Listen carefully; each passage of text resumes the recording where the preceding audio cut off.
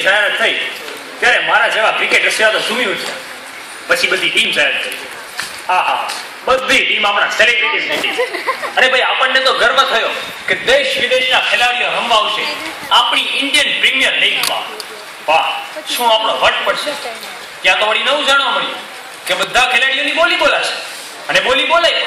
સચિનની આટલી, ધોનીની આટલી, અરે નિવૃત્તિ લેનાર ગાંગુલીની બોલી બોલાણી. જ્યારે આપણા મહાન ખેલાડીઓની બોલી બોલાણી ત્યારે નાનપણમાં આપણે અરેબિયન નાઇટ્સની વાર્તાઓ વાંચતા સાંભળતા તે નજર સામે તાદ્રશ્ય છે. જાણે બગદાદની શેરીઓમાં નીચી મુંડી કરીને ગુલામો હાર ઉભા હોય અને અમીર ઉમરાઓ તેની બોલી લગાવી રહ્યા હોય. Our role models, these great cricketers, shall we proud on them or shame? Whole world was concentrated on IPL. Every team owner was betting on players, just like betting on horses in the race course. પંટ મીન શરતના ઘોડા પર દાવ લગાવો તે તો આ ઇન્ડિયન પ્રીમિયર લીગ થઈ કે ઇન્ડિયન પંટર્સ લીગ. આઈપીએલ ને કારણે અશ્વિન જેવા કેટલાય ટેલેન્ટેડ પ્લેયર્સને પોતાની ટેલેન્ટ બતાવવાનો ચાન્સ મળ્યો. આઈપીએલ આપણા બીસીસીઆઈ ની શોધ છે અને મિત્રો દરેક શોધના એડવાન્ટેજીસ અને ડિસએડવાન્ટેજીસ હોય છે. પણ આ આઈપીએલ ના એડવાન્ટેજીસ તો આંગળીના વેઢે નહીં, વેઢા તો જાજા થાય, આંગળીઓ ભૂલતા નહીં. ક્રિકેટની જન્મભૂમિ ઇંગ્લેન્ડ અને અમુક બાબતોમાં અંગ્રેજો આપણા કરતા વધારે રૂઢિચુસ્ત. અરે ક્રિકેટ માટે રંગીન દડા અને રંગીન કપડાં માંડ સ્વીકાર્યા.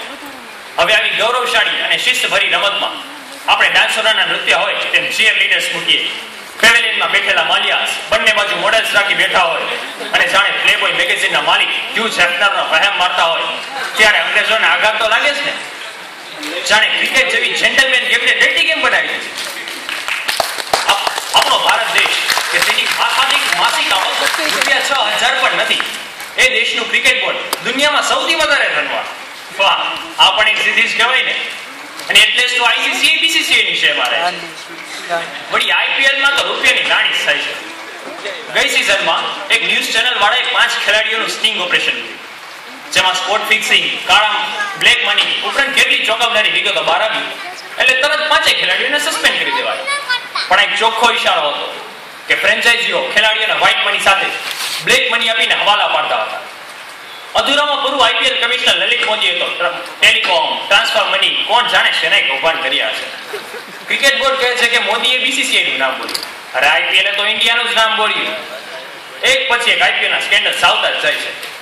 એકંદરે એવું કહી શકાય કે ક્રિકેટ બોર્ડે જાણે ક્રિકેટની રમતને જ પતાવી દેવાની સોપારી લીધી. આ ક્રિકેટનું માળખું આઈપીએલ નું માળખું જ એવું છે કે જેમાં રૂપિયાની ચૂકવણીમાં બ્લેક મની ટ્રાન્સફર થાય છે. ક્યારેક કેવું લાગે છે કે ક્રિકેટ રમતા ખેલાડીઓ કરતા તેને રમાડતા ખેલાડી બહુ મોટા ખેલાડી લાગે છે. ક્યાંક તેનું તો હવાલા કૌભાંડ નથી ને. આઈપીએલ ની મેચમાં રૂપિયાની છોડો ઉડે છે. મેચ પતી ગયા પછી પાર્ટી કરવામાં હોડ લાગે. કઈ ટીમના માલિકની પાર્ટી વધુ મોટી અને મોંઘી. પાર્ટીમાં શરાબ અને શબાબની છોડો ઉડે છે. અરે આપણા અડધા બ્લેક મની તો અહીં જ હોય છે રામદેવજી બાપુ. સ્વિસ બેંકમાંથી તો પછી લેવા જઈશું, પેલા એનું તો કઈ કરીએ. આઈપીએલ નો વિરોધ કરવા કીર્તિ આઝાદ ઉપવાસ પર ઉતર્યા હતા. સુબ્રમણ્યમ સ્વામીએ તો આઈપીએલ બંધ કરવાની માંગણી કરી અને કહ્યું કે આ ક્રિકેટ નાણાં અને અનૈતિકતાનું ભરવું પ્રદર્શન છે, જેને કારણે આપણી સંસ્કૃતિ અને રાષ્ટ્રીય સલામતી જોખમાય છે. સરકાર ધારે તો આઈપીએલ ને ખેલ મંત્રાલય હસ્તક લઈ શકે છે અને ખેલ મંત્રાલય હસ્તક આવતા જ હું કે તમે આરટીઆઈ એક્ટનો યુઝ કરીને આ કૌભાંડ બહાર લાવી શકીએ છીએ. ખેલાડીઓ અને ફ્રેન્ચાઇઝીઓની કમાણી પર આપણું કેગ કોમ્પ્ટ્રોલર એન્ડ ઓડિટર જનરલ પર નજર રાખી શકે છે. આઈપીએલ ક્રિકેટ ફરી પાછી જેન્ટલમેન ગેમ બની જાય તોય દોસ્તો રસના હુટડા હોય, કુલડા ના હોય. સમજ્યા ને? શેનો યતિરેક ના હોય. જુઓ છો ને, આઈપીએલ ની દરેક સિઝનમાં આગલી સિઝન કરતા દર્શકો ઘટે છે, એડવર્ટાઇઝિંગ સંખ્યા ઘટે છે. But just chill, be positive. એક દિવસ એવો આવશે જ કે જ્યારે આપણી ફેવરિટ ગેમ ક્રિકેટ આ પંટરોના હાથમાંથી મુક્ત થશે જ. Thank you.